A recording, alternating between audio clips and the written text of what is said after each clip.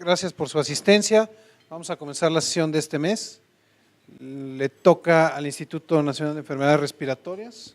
El tema va a ser DRES y lo va a dar Yair Humberto González. Bueno, antes que nada, buenos días a todos. Bienvenidos a la sesión interinstitucional del mes de julio. Mi nombre es Yair Humberto González Tuyup, soy residente de primer año de Alergia e Inmunología Clínica del Instituto Nacional de Enfermedades Respiratorias, Dr. Ismael Cosío Villegas.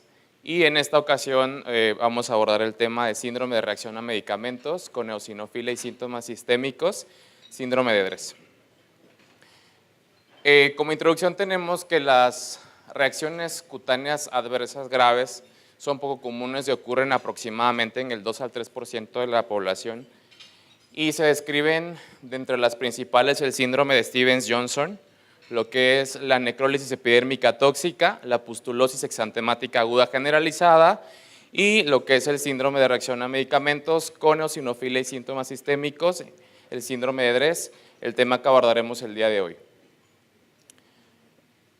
Como definición tenemos que la palabra DRES es el acrónimo anglosajón de la palabra Drug Reaction with Eosinophilia and Systemic Symptoms y es una reacción cutánea poco común de curso grave, la cual está caracterizada por una erupción cutánea polimorfa, diseminada, acompañada de fiebre, de daño multiorgánico y la presencia de eosinofilia. Algo muy importante es el largo periodo de latencia y no guarda relación con la dosis administrada en la presentación de la enfermedad. Hablando de una visión histórica, desde 1938 se describió la primera reacción adversa a medicamentos y fue Putman and Merritt que describieron lo que es una reacción de hipersensibilidad a fenitoína caracterizada por una erupción cutánea. Sin embargo, hasta ese momento no se había encontrado asociación con un daño multiorgánico o con síntomas sistémicos. Fue hasta 1950 en una publicación en el The New England Journal of Medicine que se describe como primera vez el término dilantin sensitivity que corresponde a una reacción adversa secundaria al uso de fenitoína asociado a una erupción cutánea, síntomas sistémicos y en este caso daño multiorgánico con la presentación de hepatitis. Y a partir de ese momento se empezaron a describir diferentes hipersensibilidades a fármaco, hablando en particular carbamazepina, lopurinol, y no se había logrado llegar a un consenso, y fue hasta 1996 que el autor Boquet y colaboradores establecieron los primeros criterios diagnósticos para la enfermedad. Posteriormente, en 1998, el grupo japonés Hashimoto describe la enfermedad y lo asocia a que hubiera un patrón de reactivación viral. Y fue hasta el 2006 que se ha considerado que la enfermedad tiene un patrón de hipersensibilidad a fármacos en el que convergen tanto lo que son las características químicas del fármaco, lo que son las características del huésped y se empieza a tener la consideración que la enfermedad tiene una presentación multivariada. Como etiología tenemos, como bien decimos, es una reacción secundaria con exposición a los medicamentos en donde van a converger los principales grupos de medicamentos, entre los que se han descrito los anticonvulsivantes, los antibióticos, los antivirales y los antipiréticos. Sin embargo, la lista de fármacos es larga, podemos citar infinidad de fármacos y de los cuales pudieran tener un riesgo potencial de ocasionar la enfermedad. Sin embargo, se publica en la American Journal of Medicine una revisión sistemática de un seguimiento de 12 años de reportes de caso de síndrome de DRES desde enero de 1997 hasta mayo del 2009, datos recopilados en el PubMed y Medline en el que se refiere un total de 44 fármacos que se asociaron a 172 casos, de los cuales se encontró los medicamentos asociados con mayor frecuencia fue la carbamazepina en un 42%, el alopurinol en 17%, fenobarbital, lamotrigina y sulfasalacina compartiendo 9% y finalmente nevirapina y fenitoína en un 8 y 6% respectivamente. Epidemiológicamente, el síndrome de DRES tiene una incidencia aproximada de un caso por cada 10,000 exposiciones en una población específica. Esto hablando en un tratamiento específico en una población de pacientes. Este dato acerca de la incidencia se ha tomado en los reportes de caso de síndrome de DRES asociado a carbamazepina. más que nada en lo que es el tratamiento de anticonvulsivantes.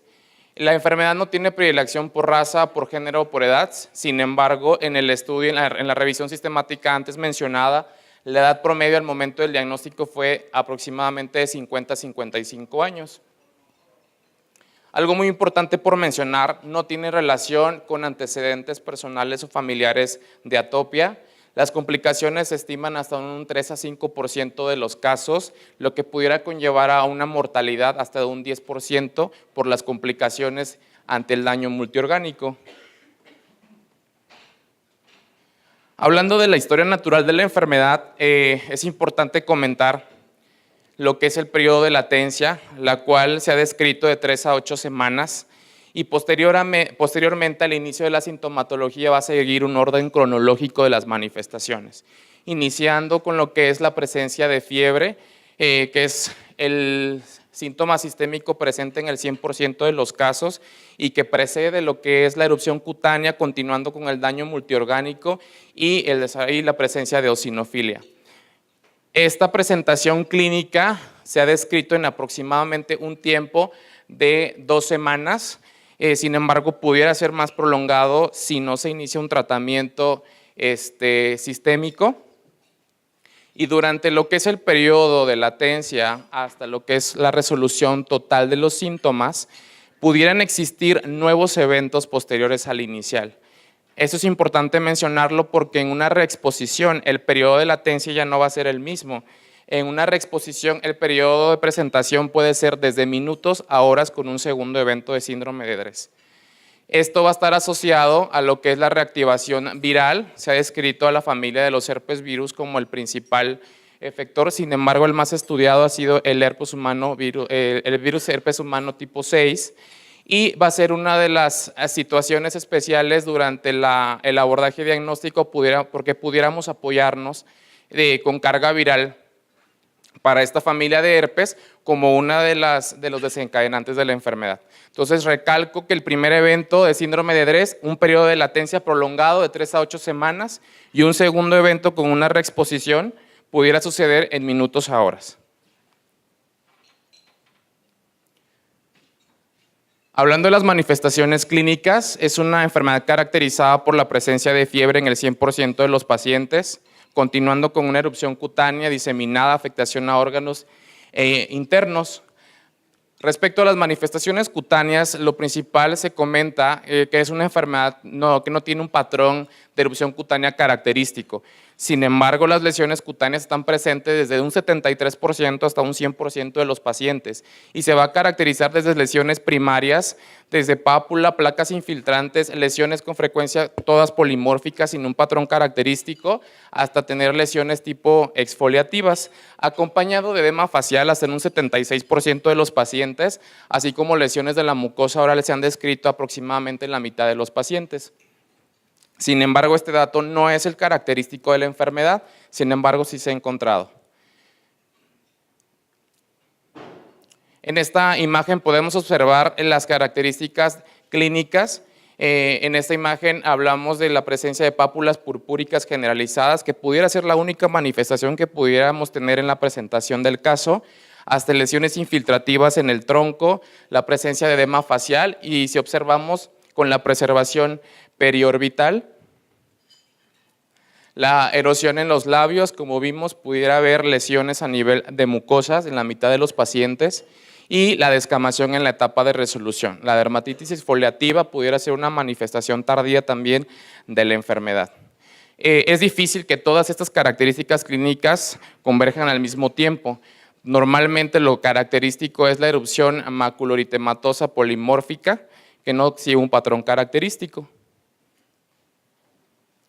Respecto al daño a órganos internos, la presentación y la presentación más habitual y más frecuente es el daño hepático, la cual se describe hasta un 75 a 94% de los pacientes y el daño pudiera seguir un patrón de cualquier daño hepatocelular, hablando de un patrón colestásico, hepatocelular o mixto, y la evolución de esta complicación hepática suele ser en la mayoría de los pacientes graves y es la responsable que la mortalidad se pudiera incrementar hasta un 10% de los casos.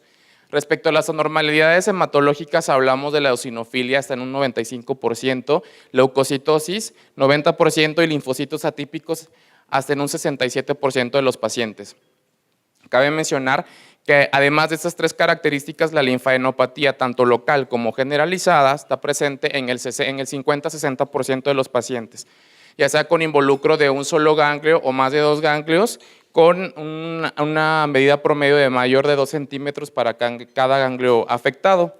Y de acuerdo a los reportes, se habla de un daño renal hasta un 40% de los casos, en donde la presentación va a ser de una nefritis intersticial. Sin embargo, se describe que la evolución de daño renal es una evolución leve, sin mayores complicaciones. El daño a otros órganos.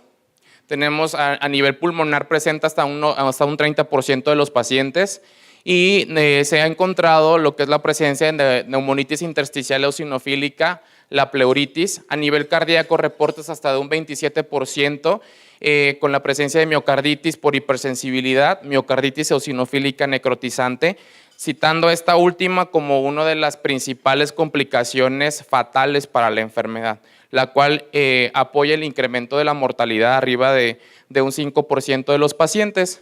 Y finalmente el daño a otros órganos a nivel neurológico se ha descrito complicaciones, cefalea, convulsiones, deterioro de la función motora, hasta evolución con meningitis o encefalitis. En menor grado, aproximadamente menor de un 10%, afección gastrointestinal, principalmente a nivel pancreático, y en otros reportes también presencia de tiroiditis.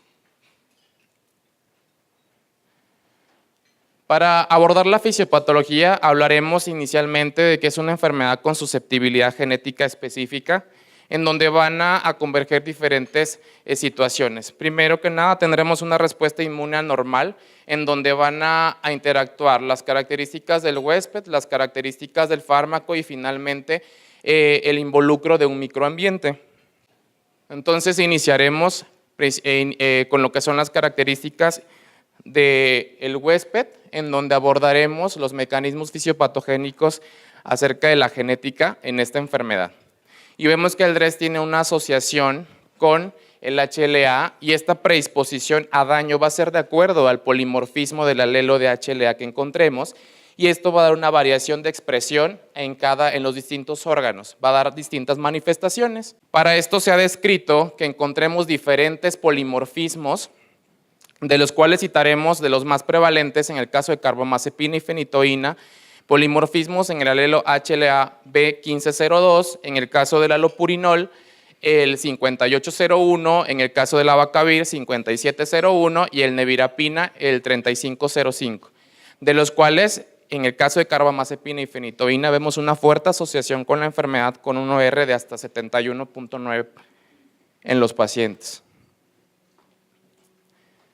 También encontraremos lo que es la asociación de la enfermedad con polimorfismos no HLA, en los cuales citaremos lo que son los polimorfismos en las vías metabólicas, principalmente descrito aquí el citocromo P450 y la N-acetiltransferasa, los cuales nos van a dar alteraciones en la farmacocinética esperada. Esto inicialmente con afectación de la acetilación del fármaco, la eliminación pronta del fármaco y secundariamente la acumulación de los metabolitos reactivos. Y se han descrito de igual manera polimorfismos en las vías metabólicas de un solo nucleótido, tanto del citocromo P450 o la N-acetiltransferasa, que pudieran predisponer al desarrollo de la enfermedad. Y en la literatura se describe en el caso de la fenitoína lo que son polimorfismos del P450, 1293, en el caso de la isoniazida, la N-acetiltransferasa 2, junto con la P450E1, y en el caso de trimetoprim sulfametoxazol, la P450C29, de los cuales la fenitoína se le ha descrito una asociación con un R de hasta 11.01 para el desarrollo de la enfermedad. Continuando hablando de la interacción de la respuesta normal inmune junto con las características del fármaco, hablaremos de las reacciones de hipersensibilidad descritas por Helicums, ya que es una enfermedad a la que se le ha descrito un mecanismo de hipersensibilidad. de los 4 mecanismos, al síndrome de Dres lo colocaríamos en un mecanismo de hipersensibilidad tipo 4 con participación de linfocitos T con la formación de las 2 líneas celulares, tanto linfocitos TCD8 citotóxicos como linfocitos TCD4 helper. Y hablando de lo que es el inicio de la respuesta inmune, trataremos de ejemplificar el mecanismo fisiopatogénico de la siguiente manera. Hablando de una acumulación del fármaco secundario a las vías metabólicas alteradas, tendremos a un fármaco sospechoso, este fármaco ya con la predisposición genética que ya citamos. Por las vías metabólicas alteradas podríamos tener el acúmulo de metabolitos reactivos, los cuales van a ser captados y unidos a una proteína intracelular. Esto para la formación de un neoantígeno. Este neoantígeno será captado o unido a una célula presentadora de antígeno y tendremos primero que nada lo que es la primera unión y el primer procesamiento de antígeno, en este caso la unión del MHC1 con el neoantígeno. Esta unión de péptido antígeno va a continuar con la estimulación de un linfocito T fármaco específico mediante la presentación de este neoantígeno a un linfocito T fármaco específico con la unión a su TCR correspondiente. Y esta unión inicial nos va a dar la activación de la respuesta inmune celular con la activación de linfocitos TCD8 y linfocitos TCD4. Como habíamos comentado anteriormente, esta unión va a iniciar la expansión clonal mediada por antígeno y la maduración de las 2 líneas celulares, inicialmente con la formación de linfocitos TCD8, que va a continuar con la infiltración a los tejidos y va a expresar el daño multiorgánico en la presentación de la enfermedad. La expansión clonal hacia una línea celular TCD4 cooperador con un perfil de diferenciación TH1 con la producción de factor de necrosis tumoral alfa e interferón gamma nos daría la presentación de la fiebre, lo que es un perfil de diferenciación TH2 con la liberación de interleucina 5 e interleucina 13 nos daría la activación, lo que es la migración y maduración de eosinófilos, que traduciría la presencia de eosinofilia.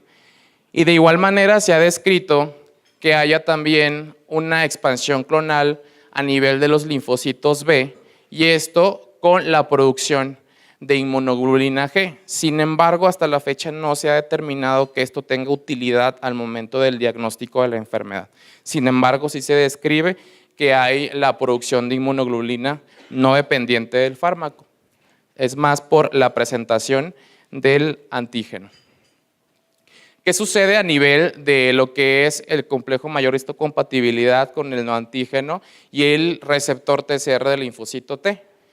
Aquí van a haber diferentes alteraciones estructurales, tanto de las dos partes, tanto del MHC1 como del TCR, que continuaremos abordándolo con lo que es la interacción de la respuesta inmune anormal con lo que es la influencia del microambiente.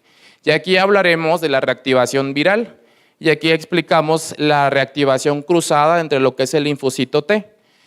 Inicialmente se comenta que el reconocimiento va a ser directo de los fármacos o los metabolitos, y esto va a ser por medio de 3 mecanismos. Mediante el mecanismo de péptidos endógenos aptenados, mediante una unión no covalente fármaco TCR o MHC, conocido como el modelo Pi, o por medio de un modelo de repertorio de péptidos alterados.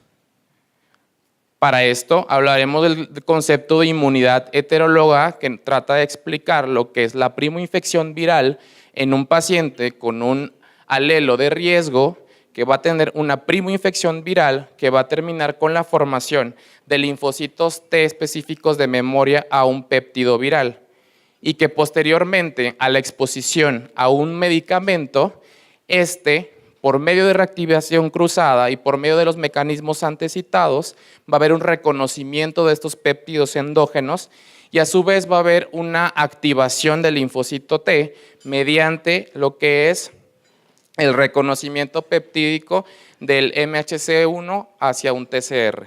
Y eso es lo que conocemos como el modelo de inmunidad heteróloga, en donde van a converger los diferentes modelos que comentamos. Y a continuación explicaremos cada uno de ellos. Vemos inicialmente a un linfocito T de memoria específico a virus, que vimos que ya fue formado previamente en la primoinfección, y ahora va a haber la interacción de los tres diferentes modelos para lo que es la activación de los linfocitos T en la presentación de la enfermedad.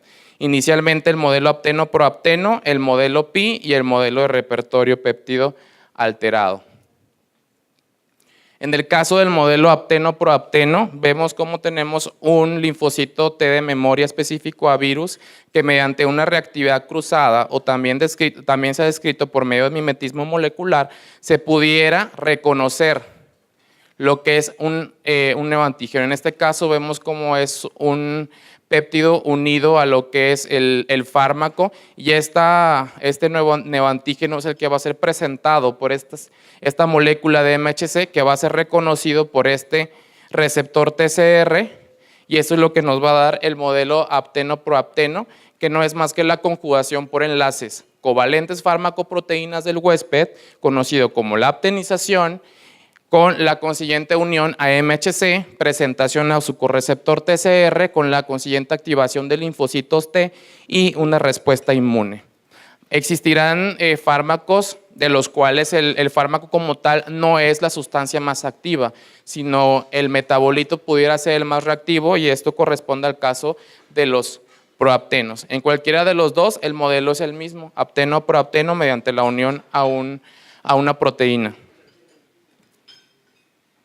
Continuando con el modelo Pi, en esta observamos que esta pequeña molécula de fármaco va a ser capaz de unirse de manera no covalente y reversible, ya sea a un receptor TCR o a un MHC, y esto va a iniciar por sí solo la activación de un linfocito T, sin necesitar lo que es la aptenización como el modelo anterior. Entonces, esta es una unión no reactiva a receptores inmunes TCR y HLA, son enlaces no covalentes, reversibles, con una estimulación de respuesta inmune inmediata y la consiguiente infiltración tisular por células T a diferentes órganos, como vemos en la presentación de la enfermedad, daño multiorgánico. Y finalmente, la conclusión de este modelo es que la interacción del fármaco con la molécula TCR o con el receptor TCR o la molécula MHC desencadenará por sí sola la activación de un linfocito T. Y finalmente el modelo de repertorio péptido alterado, en el cual observamos que esta molécula de fármaco se va a unir por sí solo de una manera no covalente a la ranura o a la hendidura de un MHC. Y esto va a ocasionar una alteración en la especificidad, en el reconocimiento de péptidos por ese MHC. Al momento de la unión, esta molécula va a tener la capacidad ahora de reconocer nuevos ligandos peptídicos y esta es la explicación del por qué se pudiera ver una reacción no al fármaco inicial, sino a fármacos diferentes en la presentación de la enfermedad. Entonces hablamos de una ocupación de posiciones en zonas de unión de MHC1 con una modificación estructural química con cambio de especificidad de la molécula de MHC, con identificación de estructuras propias como extrañas, con una respuesta inmunológica mediada por linfocitos T y que le va a conferir la capacidad de reconocimiento de otros fármacos diferentes al inicial. Hablando del diagnóstico, no existe método de diagnóstico eficaz para la enfermedad, sin embargo se han descrito criterios diagnósticos en base a las manifestaciones clínicas y en base a los hallazgos de laboratorio. Como ya vimos en las manifestaciones clínicas, daño multiorgánico y algunas anormalidades hematológicas son los criterios para llegar a un consenso en la búsqueda del diagnóstico. Y se han establecido 3 consensos.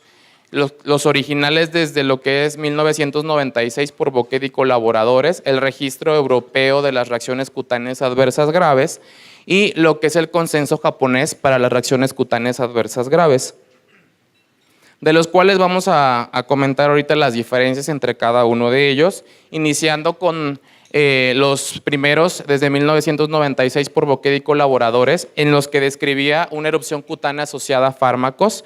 No describe tiempo, no describe si la erupción es retardada o aguda.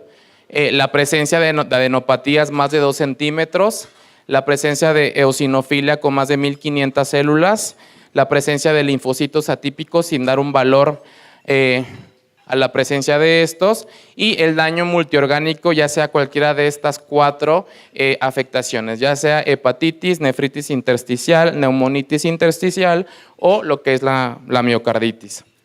Continuando con el registro europeo, en esta se habla ya de una reacción adversa retardada a fármacos, la cual se va a caracterizar por fiebre más de 38.5 grados, ellos le otorgan ya un valor, adenopatías más de 2 centímetros, el daño multiorgánico a más de un órgano, la presencia de leucocitosis o leucopenia más de 10.000 o menos de 4.000, asociado a eosinofilia más de 700 células, con presencia de linfocitos atípicos y trombocitopenia. Y finalmente, el consenso japonés propone que sea una erupción cutánea mayor a 3 semanas posterior al fármaco, que es lo que se correlaciona más con la presentación de la enfermedad por el largo periodo de latencia, con la presencia de fiebre más de 38 grados, la presencia de adenopatías ya sea local o generalizada más de 2 centímetros, leucocitosis arriba de 11.000 células, eosinofilia más de 1.500 células, linfocitos atípicos, ellos ya otorgan un valor arriba del 5%, así como la presencia de hepatitis caracterizada por transaminasemia con elevación de la ALT arriba de 100 unidades por litro, y la que haya un antecedente que se pudiera demostrar de reactivación viral de la familia de herpes virus. El registro europeo propone este score diagnóstico en el que tratan de dar un puntaje para incrementar lo que es el diagnóstico de la enfermedad, y otorga un puntaje menor de 2 puntos, caso negativo, y habla de mayor de 5 puntos como un caso definitivo. Y vemos que prácticamente los criterios pues, son los establecidos por el registro europeo, otorgando un puntaje de -1, 0 o 1, o en algunos casos hasta 2 puntos, de acuerdo a las características clínicas que vaya presentando el paciente. Como muchas veces de los casos pueden ser desconocidos los datos, se va otorgando, si dan cuenta, un puntaje de 0 para tratar de llegar a un puntaje final y tratar de confirmar el diagnóstico. Hablando de otros hallazgos de laboratorio, a nivel renal hablamos de una disminución de la tasa de filtración glomerular, el incremento de los niveles séricos de urea, creatinina y BUN arriba de 2/3 arriba del nivel normal. Se ha descrito también prolongación de tiempos de coagulación.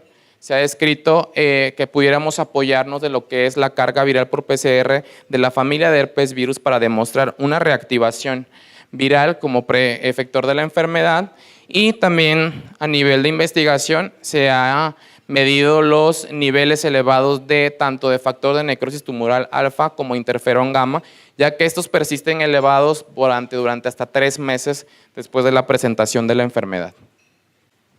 Respecto a la evaluación de la causalidad de los medicamentos, la prueba cutánea, aún su valor diagnóstico no está bien definido, el valor y el uso es definitivamente poco útil.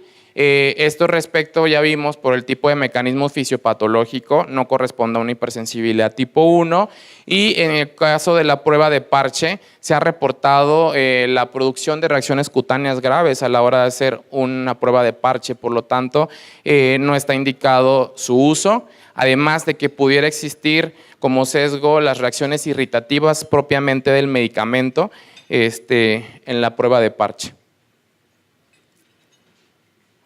Las pruebas in vitro nos pudiéramos apoyar de lo que es mediante la prueba de transformación de linfocitos, mediante lo que es la citometría de flujo, ver marcadores de activación de linfocitos T. Sin embargo, es un poco complicado determinar el porcentaje final de activación después de la administración, después de la activación con un fármaco. La sensibilidad se describe en un 60% y la especificidad en un 85%, y sin embargo hay poca disponibilidad a nivel comercial. El ensayo ELISpot para reacciones retardadas a fármacos lo pudiéramos utilizar para detección de la liberación de interleucinas específicas de cada medicamento. Se ha utilizado lo que es la medición de la interferón gamma e interleucina 4 en algunos casos aislados de síndrome de Dres. Esto más que nada a nivel de investigación. De acuerdo a lo que son los hallazgos histopatológicos en biopsia de piel, cabe mencionar que no son criterios diagnósticos, finalmente son los hallazgos que se han encontrado en los diferentes reportes de caso. Inicialmente encontraremos espongiosas con pústulas subcorneales focales, encontraremos la presencia de queratinocitos apoptóticos, la dermatitis liquenoide con infiltración celular, la infiltración perivascular con daño vascular secundario, la vasculitis leucocitoclástica con necrosis fibrinoide y finalmente la dermatitis perivascular superficial. De estos 6 hallazgos histopatológicos en la biopsia de piel, pudiéramos comentar que los datos que se han repetido mayormente en los casos de síndrome de Dres, se habla de la dermatitis perivascular superficial y se habla de la dermatitis liquenoide, son los más frecuentes. Biopsia a nivel de otros órganos, a nivel de los nódulos linfoides, pudiéramos encontrar hiperplasia linfocitaria benigna, disrupción de la arquitectura tisular, lo que a nivel hepático, infiltrado eosinofílico con presencia de granulomas hasta necrosis y colestasis. A nivel de endomiocardio encontraríamos infiltrado linfohistiocytítico y eosinofílico. A nivel renal, infiltrado linfocitario, histiocítico y eosinofílico. Y a nivel pulmonar, pudiéramos encontrar un infiltrado alveolar linfocitario y eosinofílico. Para el diagnóstico diferencial, esta enfermedad la diferenciaremos de las otras reacciones cutáneas adversas graves que mencionamos al principio, e iniciando con el síndrome de Stevens-Johnson y la necrólisis epidérmica tóxica, y haremos aquí énfasis en las diferencias más significativas. Primero, en el inicio de los síntomas de 1 a 3 semanas para el síndrome de Stevens-Johnson y la necrólisis epidérmica tóxica, con una duración menor a 3 semanas de los síntomas clínicos. Algo muy importante, las manifestaciones clínicas caracterizadas por vesículas, bulas y lesiones tipo tiro al blanco atípicas, y muy importante la erupción mucocutánea. Vemos que no hay presencia de eosinofilia y tampoco linfadenopatía, a diferencia de lo que es el síndrome de Dres. Y como mencioné ahorita, lo más relevante en estas lesiones son la erosión mucocutánea y lo que es la presencia de una piel denudada posterior al deterioro de las vesículas y bulas, y estos pacientes por lo general se complican porque son pacientes que cursan con grandes extensiones de piel denudada y se comportan como pacientes quemados.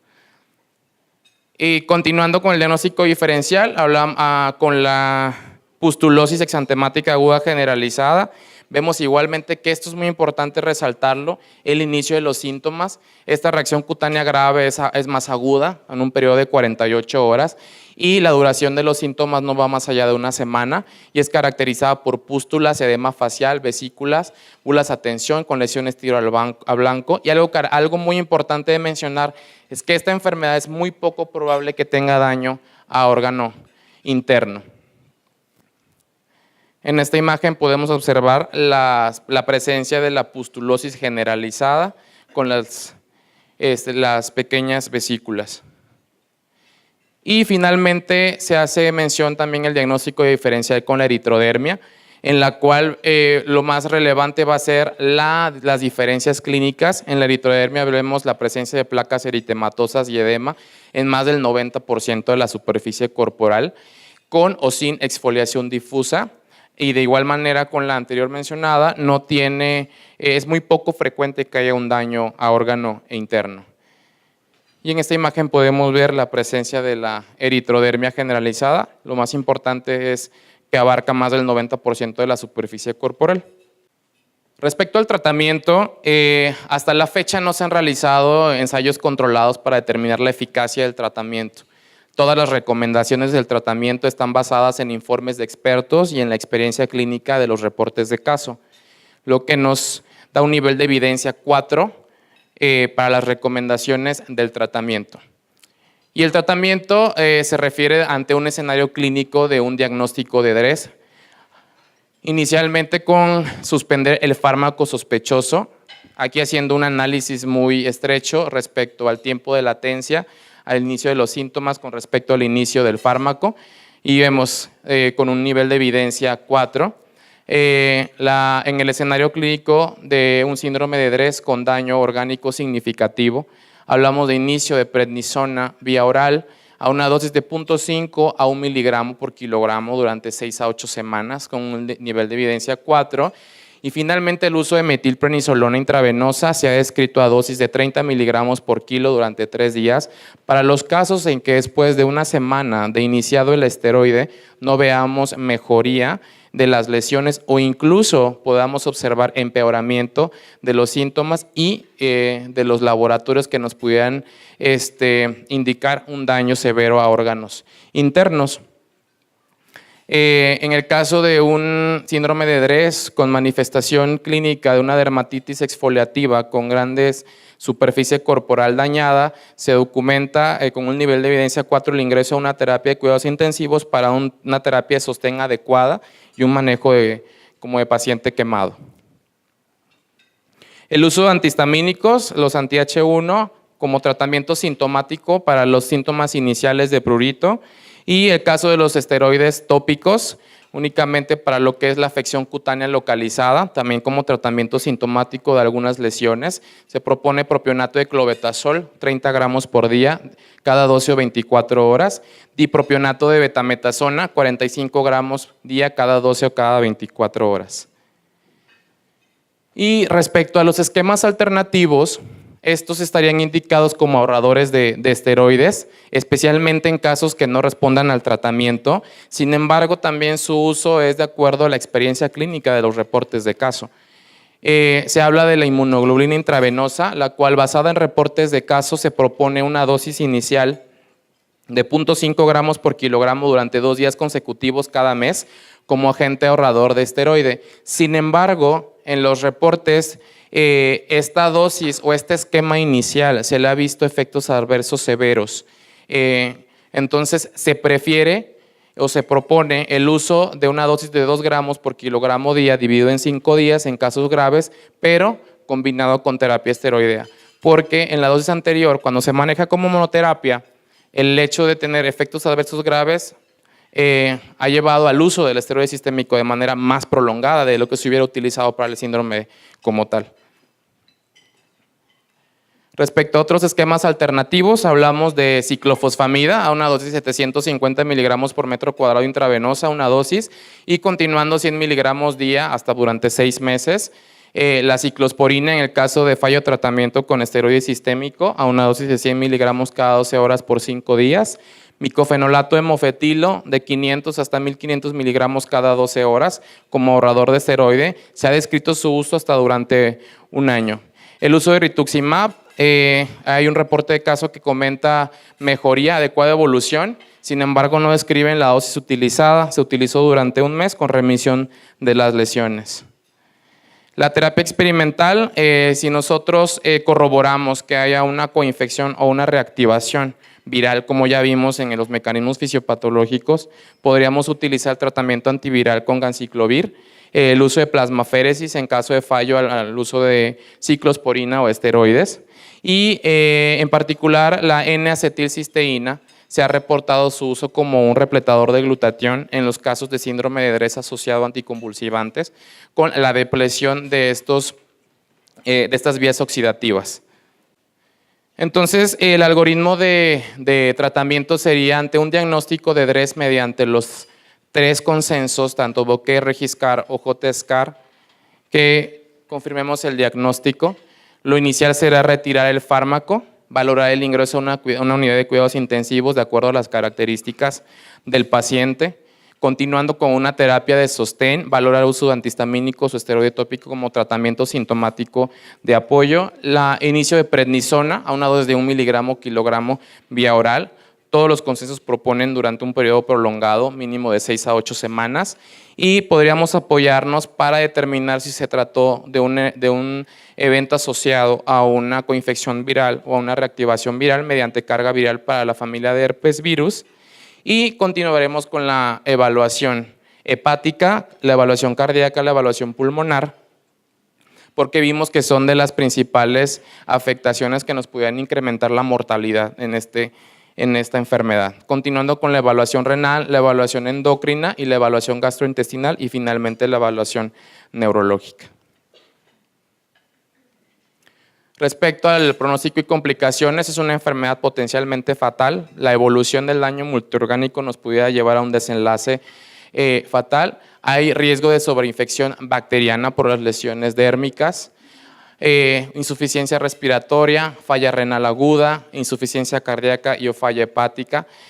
Sin embargo, de acuerdo al inicio del tratamiento, estas complicaciones pudieran estar ausentes. Los cambios en las manifestaciones clínicas pueden persistir desde semanas hasta meses y la mayoría de los casos resuelve sin secuelas. Respecto al tratamiento y el pronóstico, se han descrito reportes de casos de tratamiento sin esteroide y en los que se ha demostrado resolución de los síntomas de forma espontánea. Sin embargo, es un mayor tiempo de resolución, es un mayor tiempo de exposición a que pudieran desarrollarse mayores complicaciones. Hay mayor riesgo de enfermedad autoinmune a largo plazo. Refiere aquí que la disfunción de las células T reguladoras nos pudiera tener aquí un papel importante que pudiera desarrollar la autoinmunidad, y la administración de esteroides a menor a 4 semanas pudiera condicionar la reaparición de las lesiones en un periodo de tiempo corto. Finalmente, la recuperación total es en semanas o meses con la retirada del fármaco. Hay mayor riesgo de reacción a otros fármacos, como mencionamos en la fisiopatología. Uno de los modelos, el modelo del péptido alterado, comenta que no solamente el fármaco inicial podríamos tener una reacción para un síndrome de Dre, sino que pudiera ser a otro fármaco no estructuralmente similar. Y el desarrollo de enfermedades autoinmunes, meses o años está reportado, principalmente enfermedades autoinmunes de la tiroides. Tiroiditis de Hashimoto es una de las principales, y la mortalidad está explicada y dada por lo que es la falla hepática, la insuficiencia multiorgánica, la miocarditis fulminante. Y bueno, para continuar, hablaremos de un poco de la experiencia en nuestro servicio. Hablaremos de 2 casos clínicos. El iniciar es masculino de 22 años, 9 meses, el cual tiene como antecedentes familiares de importancia. Abuela materna fallecida por tuberculosis pulmonar, una tía materna con tuberculosis pulmonar activa, come positivo, tabaquismo con índice tabáquico de 0.2, alcoholismo social. Durante esta hospitalización, que fue la primera, diagnóstico de tuberculosis pulmonar en mayo del 2017, con complicaciones durante su hospitalización, con un evento vascular cerebral isquémico y crisis convulsivas secundarias. Esto secundario a un choque hipovolémico por una hemoptisis masiva con daño de las arterias mamarias. Durante su evolución, hablamos del 13 de mayo, se inicia el tratamiento para tuberculosis pulmonar con isoniazida, proteonamida, tambutol y piracinamida. Hacia el día 18 de mayo, ante la complicación de un EBC isquémico, la presencia de crisis convulsivas, se inicia tratamiento anticonvulsivante con DFH, el cual se sostuvo durante 18 días, continuando con valproato de magnesio durante 8 días. Y hacia el día 10 de junio del 2017 presenta fiebre, erupción maculoeritematosa con prurito, adenopatías inguinales y presencia de taquicardia. Desde el inicio del tratamiento anticonvulsivante del día 18 de mayo hacia el día del inicio de los síntomas sistémicos, hablamos de un periodo aproximado de 23 días, que corresponde al periodo de latencia de 3 semanas que caracteriza a esta enfermedad en un primer evento. Aquí podemos ver imágenes de lo que es la erupción maculoeritematosa polimórfica que presentó, inicialmente localizada a las extremidades. Y el comportamiento de los laboratorios con incremento de los leucocitos hasta 15,000 células por milímetro cúbico, los eosinófilos en 2,600. Las enzimas hepáticas se mantuvieron prácticamente normales y hasta el inicio de los síntomas vemos cómo hay un incremento muy significativo del perfil hepático. Las plaquetas se mantuvieron dentro de límites normales y como ya vimos en la revisión del tema, para los criterios diagnósticos hablamos de leucocitosis, de eosinófilos y de alteraciones de las transaminasas. Entonces, inicialmente, el día 18 de mayo que se inicia el tratamiento anticonvulsivante, podemos observar que prácticamente los laboratorios eran normales. Hacia el inicio de los síntomas, que fue aproximadamente entre el 9 y 10 de junio, vemos como hay un incremento significativo, 13,000 leucocitos, 2,600 eosinófilos y 65 de lo que es la ALT, vemos como hay un incremento. Y posteriormente, ante el inicio de lo que es el tratamiento esteroideo, vemos todavía aún así un repunte en los laboratorios, leucocitos 15,000, eosinófilos 2,000 y una LT en 146, pero posteriormente ya vemos el descenso de los mismos. La terapia se mantuvo con este paciente durante 8 semanas y al control de laboratorios a las 5 semanas en la consulta vemos ya un decremento de los leucocitos 8,100, 300 eosinófilos y la enzima la ALT ya en niveles normales. Finalmente, la determinación del agente causal, consideramos que fue el anticonvulsivante, por lo que se suspendió el tratamiento anticonvulsivante. Las lesiones con el inicio del esteroide remitieron. Se continuó tratamiento antifímico, vigilando síntomas y monitorización con biometría hemática y perfil hepático, porque como mencionamos, no solamente el anticonvulsivante pudiera darnos la presentación del síndrome, sino también otro fármaco. Y consideramos un síndrome de Dres asociado a fenitoína. El tratamiento se hizo con prednisona 0.5 miligramos por kilo durante 8 semanas, remisión de las lesiones a las 2 semanas de inicio del tratamiento, con un control de laboratorios prácticamente normales a las 5 semanas de control, leucocitos en 8,100, eosinófilos 300, las enzimas hepáticas dentro de límites normales y las plaquetas también normales. En el segundo caso clínico tenemos un masculino de 46 años con carga genética para diabetes mellitus, tiene antecedentes de tabaquismo positivo y alcoholismo social, diagnóstico de tuberculosis pulmonar en el 2012, diabetes en el 2003, iniciando tratamiento con Dosval con multiresistencia. Durante todo el periodo del 2012 el paciente fue renuente al tratamiento, se captó en el INER hasta el 2013, donde ya se inició como tal el 25 de agosto el tratamiento antifímico, iniciando con isoniazida, rifampicina, etambutol y piracinamida.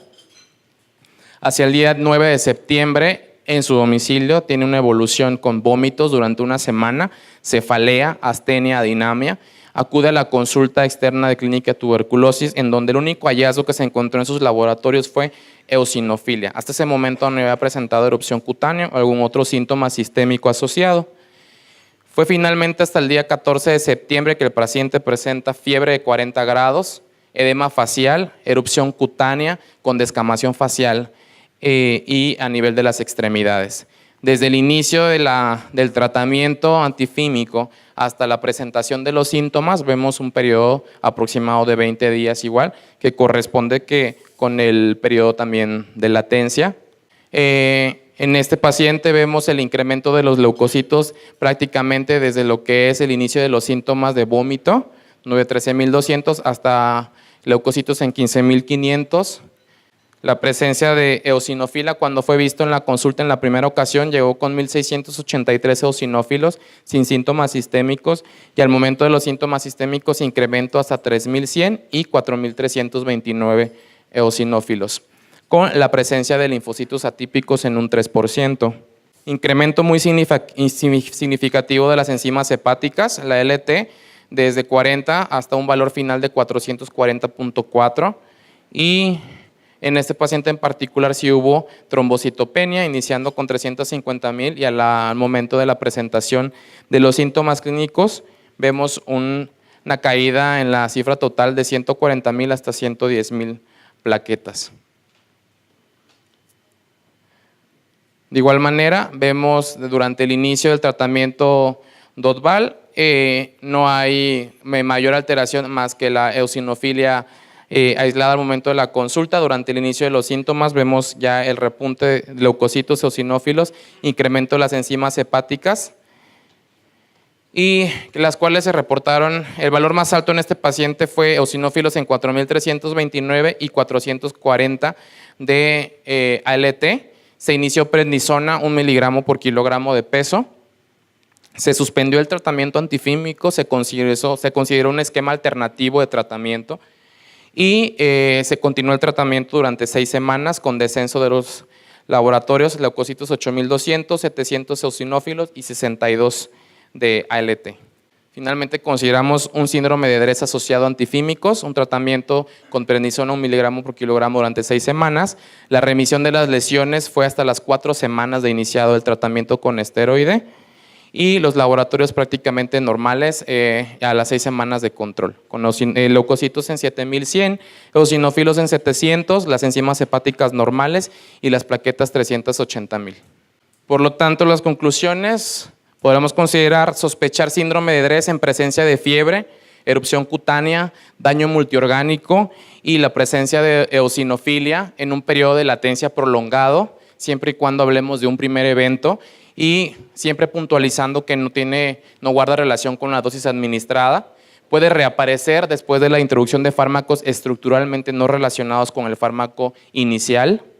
El esteroide sistémico se debe indicar en todos los pacientes para minimizar el daño multiorgánico y disminuir el tiempo de las lesiones cutáneas, y se prefiere continuar el tratamiento hasta la normalidad en los laboratorios. Se habla de periodos de tiempo de hasta 3 a 6 meses, y debido al riesgo de recurrencia, los medicamentos deben ser introducidos bajo supervisión exclusivamente cuando no exista otra alternativa de tratamiento.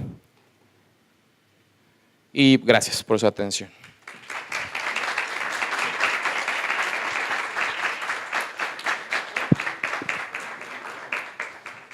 Dar inicio a la sección de comentarios. Y adelante, pasen por favor. Qué bueno. Con esta. Hola, buenos días. Soy Edgar Román, residente de primer año de Alergia e Inmunología del Hospital Centro Médico Nacional Siglo XXI.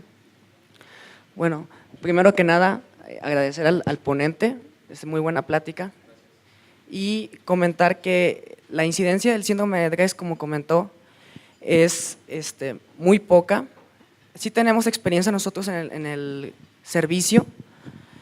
Hay que tener aquí en cuenta que un diagnóstico temprano nos va a ayudar a un tratamiento oportuno en el paciente y que pueda tener un buen pronóstico.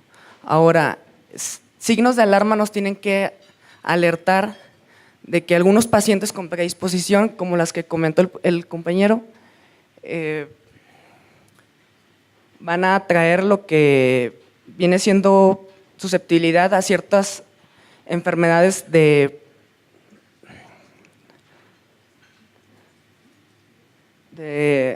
reacciones adversas prolongadas.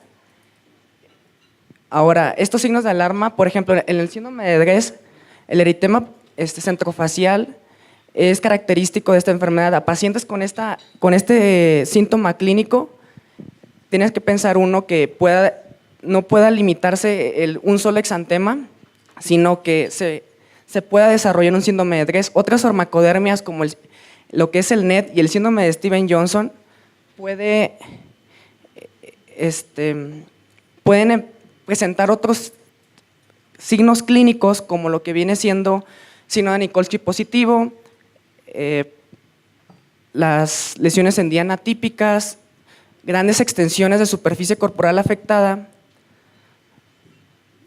y afectación de mucosas. Todos estos síntomas de alarma nos pueden hacer sospechar que un paciente pueda llegar a desarrollar una farmacodermia severa.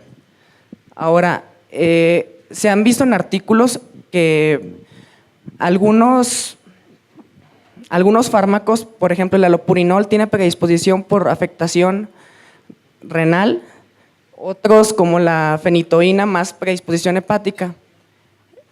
El hígado es el órgano más frecuentemente afectado, hasta el 60%. Por eso, en el abordaje del paciente hay que iniciar, aparte de la exploración clínica, pues con unas transaminasas, tomando también en cuenta que los eosinófilos tienen una elevación hasta inclusive 2 a 3 semanas después de aparición del exantema,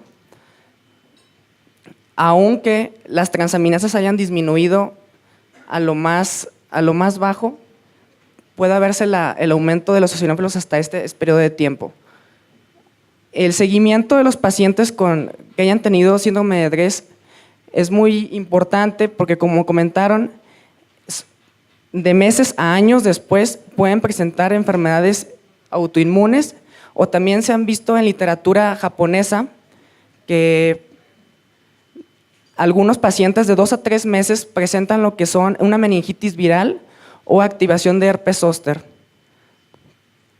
Ahora, por último, en cuanto al tratamiento, hay varios criterios o puntos de vista en cuanto a cuánto tiempo se tiene que dejar el tratamiento, porque no todos los pacientes con síndrome de Dres presentan la sintomatología semejante, o sea, todos la desarrollan de diferente manera. Entonces, el tratamiento con corticoides todavía el tiempo está muy debatido. Algunos otros artículos comentan que incluso puede llegar a desaparecer la sintomatología clínica y ya así poder suspender el tratamiento. Gracias. Gracias. No pierdan de vista que, como dijo nuestro compañero, hemos tenido casos en el hospital infantil donde efectivamente la eosinofilia no es de los datos que se presentan inmediatamente, ¿no? Ya lo habíamos comentado, y estamos evaluando por los 3 diferentes esquemas o las 3 diferentes tablitas que nos presentaron, los de la J-SCAR, los de SCAR, Regiscar y los primeros de Buquet, para ver cuál es el que nos logra hacer el diagnóstico para iniciar el tratamiento, ¿no? Aquí la recomendación sería que inicien el tratamiento a pesar de que tenga o no completos todos los datos, porque va a ir evolucionando el paciente. Lo que sí hay que hacer es un diagnóstico diferencial temprano con NED o con Steven Johnson, ¿no? Porque ahí sí la mortalidad es muy alta y el tratamiento es diferente también, ¿no? Adelante.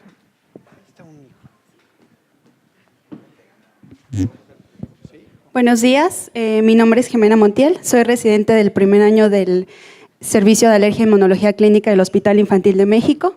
Antes que nada, pues agradecer al doctor Yair, la ponencia estuvo muy bien y sus diapositivas muy bonitas.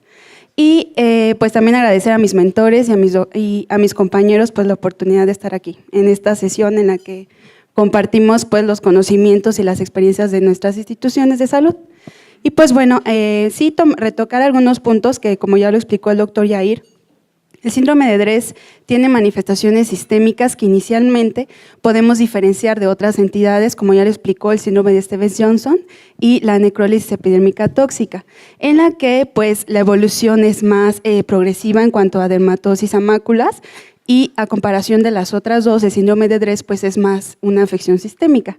También es importante recalcar la eosinofilia importante, que en literatura previa se tenía reportada en un 60-70%, pero en las últimas literaturas y en estudios y reportes de caso, pues se ha visto que la incidencia es hasta en un 95% de los casos. También así mencionar la afección hepática, en un 70% de los casos. También pues es importante hacer énfasis en cuanto a las células T reguladoras, en la cual hay un estudio que se realizó en Japón por la Academia de Dermatología, en la que tomaron biopsias de pacientes con síndrome de Dres y necrólisis epidérmica tóxica y observaron que las células T reguladoras, que si bien en la comparación de síndrome de Dres y necrólisis epidérmica, en síndrome de Dres estaban aumentadas, tenían como una expansión inicial y la función era muy buena. A comparación, bueno, comparando con controles sanos, pues era disminuida, pero en comparación con el síndrome de necrólisis epidérmica tóxica, observaron que estas células T reguladoras desde el inicio tenían una función mala. Esto puede explicar un poco el retraso de los síntomas entre la primera exposición del medicamento y que ya la presencia de eosinofilia y síntomas sistémicos, así como también puede explicar un poco el retraso de manifestaciones por activación de herpes virus humano tipo 6, como ya lo explicó el doctor. Sin embargo, hay otros síntomas asociados a esto. Es importante tomar en cuenta también los alelos HLA ya descritos, que hay pues muchos, pero en población japonesa empezaron a aplicar como un cribado prospectivo de estos alelos, principalmente HLA 3101, en la cual estos pacientes que contaban con este alelo no administraron carbamazepina porque vieron que este alelo hacía una predisposición a pues, presentar estas reacciones adversas cutáneas. Y vieron pues, que sí tenía una disminución en la incidencia en estas reacciones y entonces ellos ya están proponiendo que esta determinación HLA sea como un marcador predictivo. En cuanto a factores pronósticos, realmente no hay como algo bien estudiado, precisamente como lo comenta el doctor por reportes de casos. Y se ha encontrado, bueno, en Japón también hicieron un estudio donde incluyeron 55 pacientes y desafortunadamente 3 de ellos fallecieron y encontraron que las causas de muerte eran muy diversas, complicaciones respiratorias asociadas por virus de Epstein-Barr, por citomegalovirus, choque séptico o incluso, no recuerdo, bueno, entonces en estos 3 pacientes vieron que el único factor que se correlacionaba o era común en los 3 pacientes era la edad. Entonces ellos dijeron que en los mayores de 75 años, aparte de todas las comorbilidades que ya tiene esta edad, síndrome de Dres podría ser incluso como asociado a todas las mortalidades, aparte de la afección renal, que en estos pacientes desarrollaron pues también síndrome de Dres secundario al lopurinol. Quisiéramos hacer como otros marcadores pronósticos, pero desafortunadamente no hay como tal un estudio que nos oriente o nos lleve bien a determinar cuáles serían. En cuanto al manejo de primera línea, como ya lo mencionó el doctor Yair, los corticosteroides pues son los de elección. Sin embargo, se ha visto que en una fase inicial, cuando se hace un descenso muy rápido del corticosteroide, principalmente en las primeras 3 semanas, puede haber incluso un síndrome de disregulación inmune, en el que paradójicamente hay un empeoramiento de los síntomas clínicos que incluso pueden ser asociados a infecciones virales, como por ejemplo citomegalovirus. Y entonces en esta fase, si se llegara a documentar una infección por citomegalovirus, sería muy conveniente agregar ganciclovir, como ya bien lo explicó. En cuanto al esteroide usado en pulsos IV, este tratamiento es un poco más agresivo y pues como su instauración es pues IV, tendría que hacerse un descenso rápido, pero esto se ha visto que causa un curso más prolongado y grave del síndrome de Dres. Entonces, lo que sí coincide en la mayoría de los expertos es de que el inicio de esteroide debe de ser un poco más progresivo, de 40 a 60 miligramos al día aproximadamente. Y hay otras terapias, por ejemplo, recambio plasmático, uso de inmunoglobulina IV. Sin embargo, se ha visto que el uso conjunto de esteroide IV e inmunoglobulina IV en estos pacientes en fase tardía ayuda a mejorar la función de las células T reguladoras. Precisamente en el hospital infantil tenemos la experiencia de que en estos pacientes, sí, en fases más tardías, el uso de esteroide IV e inmunoglobulina G pues les ayuda bastante. Y pues bueno, concluir que no hay como una guía práctica clínica, nos gustaría conocer más pronósticos y pues es un campo fértil de investigación y muchas gracias. Gracias.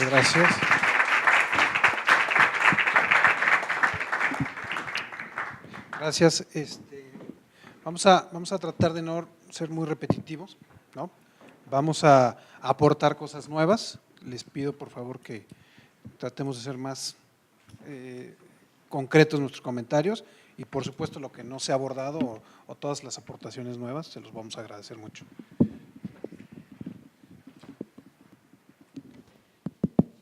Bueno, buenos días. Mi nombre es Rodrigo Collado Chagoya.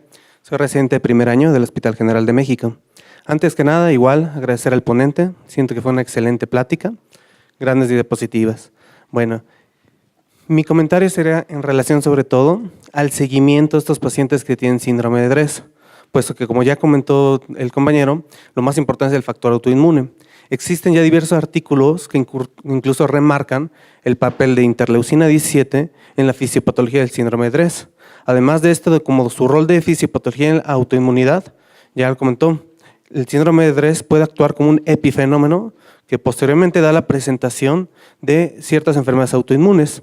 Un estudio hecho en México, en el Hospital Salvador Subirán, hecho por el doctor Juan Manuel Ruiz y la doctora Silvia Méndez Flores, en el 2017, en Análisis de Dermatología, reporta que en un seguimiento a 20 años, en toda su corte de pacientes que tienen con síndrome de Dres, que fue de 34 pacientes, encontraron la presentación de enfermedades autoinmunes en un 10% de todos estos pacientes. Ellos encontraron la primera enfermedad autoinmune manifestada como hipotiroidismo autoinmune, la segunda como anemia hemolítica autoinmune y ya posteriormente lupus eritematoso sistémico. El principal factor de riesgo que ellos encontraron para la presentación de estas enfermedades fue los pacientes que no recibieron tratamiento esteroideo durante la presentación del síndrome de Dres. Entonces, bueno, ya nuevamente comentando, yo creo que va a ser muy importante, sobre todo, enfatizar el uso de esteroide en el tratamiento del síndrome de Dres, puesto que aunque se ha visto que el Dres puede mejorar espontáneamente, el principal factor que puede desarrollar autoinmunidad es la falta de tratamiento Y bueno, para concluir, yo creo que el síndrome de Dres es de las enfermedades que nosotros siempre tenemos que tener en cuenta como servicio de alergia. Gracias.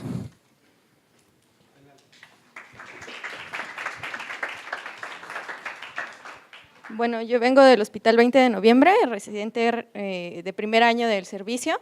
En cuanto a lo de la enfermedad autoinmune, comentar que se han hecho algunos estudios, uno importante en el hospital, en China, en el cual comentan que la activación de las células TSD8 autorreactivas hacen una reacción cruzada con cuando son activadas por los virus herpes simple, de tipo 6, tipo 7 principalmente. Se hace una expansión oligoclonal de estas células y son las cuales presentan el daño orgánico múltiple que se ha visto en este tipo de síndrome. En biopsias que se han realizado, pues principalmente hay infiltraciones de CD8, de TSD8 en las más graves y de TSD4 en las más leves. Entonces, esto es muy importante porque cuando se hace una expansión clonal de este tipo de células, pues hay daño generalizado a nivel multiorgánico y posteriormente hay mayor expansión oligoclonal de las mismas, los cuales pues se ha visto posteriormente una reactivación importante para la generación de enfermedades autoinmunes a largo plazo. Esto también genera que haya alteraciones en cuanto a las células T reguladoras que comentaba el compañero y esto es importante porque se ha propuesto en cuanto al seguimiento de los pacientes una monitorización de estas células TSD8 para ver los pacientes que pueden generar una enfermedad más grave. Entonces, como comentaba en el estudio del Hospital Salvador Subirán, este tipo de pacientes pues ha tenido relación con la terapia inmunosupresora, principalmente con esteroides sistémicos, ¿no? Los pacientes que no reciben este tratamiento son los que principalmente pueden mostrar este tipo de enfermedades autoinmunes a largo plazo y principalmente en pacientes jóvenes que son factores de riesgo para este tipo de enfermedades y también mujeres, ¿no? Entonces, esto pues, nos abre un panorama un poquito más importante porque pues, el seguimiento lo podemos dar con este tipo de monitorización de las células TSD8. pues es una enfermedad muy importante que al final de cuentas aparentemente no tan grave como las otras farmacodermias que se presentan, pero pues sí se puede hacer una monitorización importante y evitar pues el desencadenamiento de las enfermedades autoinmunes y se puede plantear este tipo de tratamientos. Gracias. Gracias. Adelante, doctor. Bueno, mi nombre es Luis Manuel Terán, yo soy el jefe de alergia en el INER. Es un placer compartir con ustedes nuestra experiencia. Yo creo, nada más quería decir algo al respecto. Yo creo que dependiendo de la institución en la que estemos, vamos a ver diferentes casos, diferentes manifestaciones, como lo dijo Jaime, el doctor del Río, ¿no? Ellos no ven tanta eosinofilia. A nuestro instituto, una de las cosas que quisimos hacer es precisamente presentar nuestra experiencia. Creo que es mejor, en los libros hay mucho y podemos encontrar muchas historias muy bonitas, pero lo que vemos en la clínica puede ser diferente y ese es el punto que yo quería hacer, ¿no? Lo importante es lo que vemos en nuestra clínica y que estemos atentos a desarrollar esa afinidad o ese sentido clínico para poder diferenciar, como en el caso nuestro. Y ahí les presentó un caso de paciente que la reacción se debió a antifímicos, ¿no? Y eso no es raro porque estamos en un instituto de enfermedades respiratorias. Entonces yo creo que, como va a haber muchas manifestaciones. Los que hay en China no son mexicanos, ni los que están en Japón. ¿Sí? Los que van a ver en el Instituto de Nutrición también son diferentes, ¿no? Y yo creo que eso es la parte, poder hacer un análisis clínico, ver dónde estamos para hacer un diagnóstico preciso y un buen tratamiento. Prácticamente será, y gracias por darnos la oportunidad y es un placer compartir con ustedes. Ahí estamos en el instituto a sus órdenes. Gracias.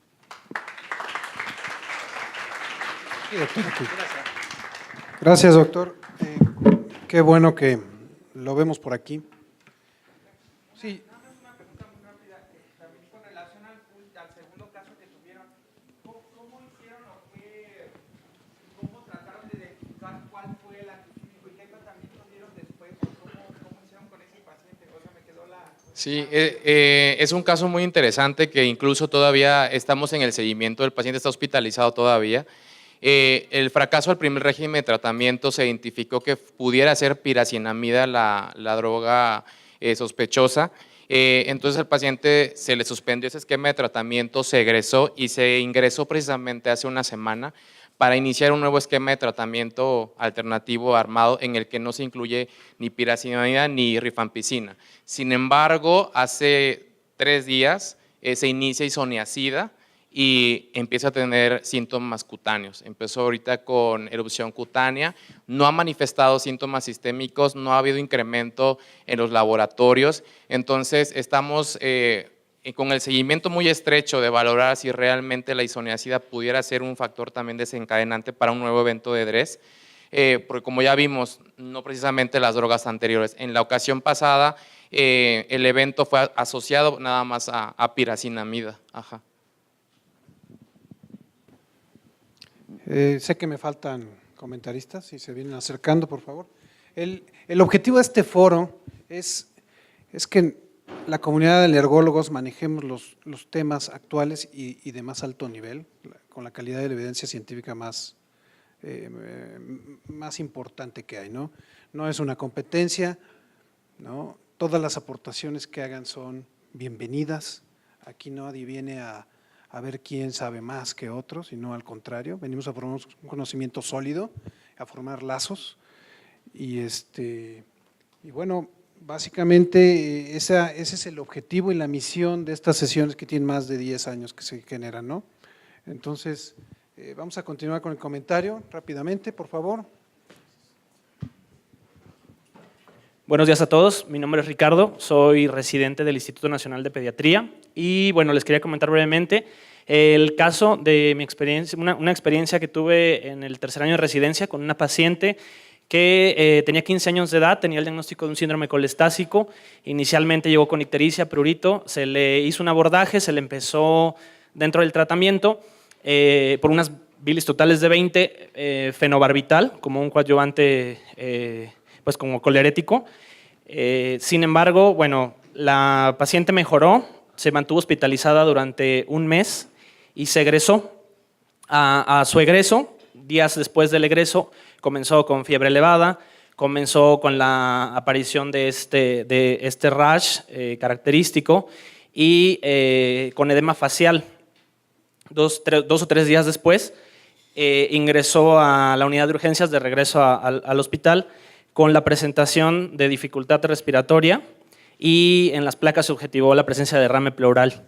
Al momento de su ingreso, se tuvo por el antecedente de hospitalización la sospecha de que pudiera haber una neumonía asociada y de que las manifestaciones estuvieran asociadas a estafilococcemia. Sin embargo, uno de las determinaciones que lo apoyó fue que presentó niveles de procalcitonina elevados de hasta 6 nanogramos por mililitro. Finalmente se hizo la sospecha de que pudiera ser un síndrome de Dress. Se le pidió valoración en ese entonces, no fue en el Instituto Nacional, pero sí al servicio de alergia. Se le administró gamaglobulina porque la paciente tenía tratamiento con esteroides y mejoró. El reporte de la biopsia cutánea era consistente con síndrome de Dress. Entonces, revisando la literatura, en los reportes, hay un reporte en el 2012 en el Journal de Neurología Pediátrica Europeo que reporta niveles elevados de procalcitonina en 2 pacientes pediátricos y menciona el antecedente de la literatura que recoge otros 2 casos de pacientes adultos que tuvieron niveles de procalcitonina elevados. Entonces, bueno, mi comentario va en relación a que estos niveles podrían dificultar el diagnóstico diferencial de los pacientes, a lo mejor hacer una inclinación de sospecha hacia otras entidades, sobre todo de etiología infecciosa, y bueno, a lo mejor limitar o de cierta forma el uso de esteroides, que han sido uno de los tratamientos que se ha demostrado de buena efectividad. Pero bueno, sin embargo, lo que marcaba la revisión era que esto se podría presentar, se asumía en relación a la fisiopatología que ya hemos comentado en la sesión, a la presencia de niveles elevados de factor de necrosis tuberal alfa y de interleucina 6, y pues bueno, es algo a tener en cuenta, que a lo mejor pudiera ser para abordar y para discutir, y pues finalmente el considerar el uso de gamaglobulina, aunque ha sido controversial en estos pacientes que tienen esta afectación, pues podría ser de utilidad. Pues gracias, eso sería todo. Gracias. ¿Le falta alguien? ¿No? ¿Todas las escuelas? Bueno, va a seguir dando mucho de qué hablar esta enfermedad. El tratamiento con esteroides, lo único que estamos haciendo es bloqueando esta cascada de citocinas, la coestimulación de la citotoxicidad, pero la verdad es que no estamos bloqueando el principal mecanismo de daño, ¿no? Donde ahí el uso de los inmunomoduladores va a tener en el futuro, yo creo, mucho campo, ¿no? Lo vamos a seguir viendo en los próximos años, ¿no? ¿Algún comentario más? ¿Alguien que quiera hablar? Yo sé que yo hablo mucho, pero ¿alguien más? Si no es así, los veo el 31 de agosto, INP. Sí les toca. Sí. Si tienen tema, les agradecería, si no, no. Encefalitis autoinmune. ¿Ok? Gracias por su participación y su presencia. Agradecemos a Leomón también, a Leomón su amable patrocinio.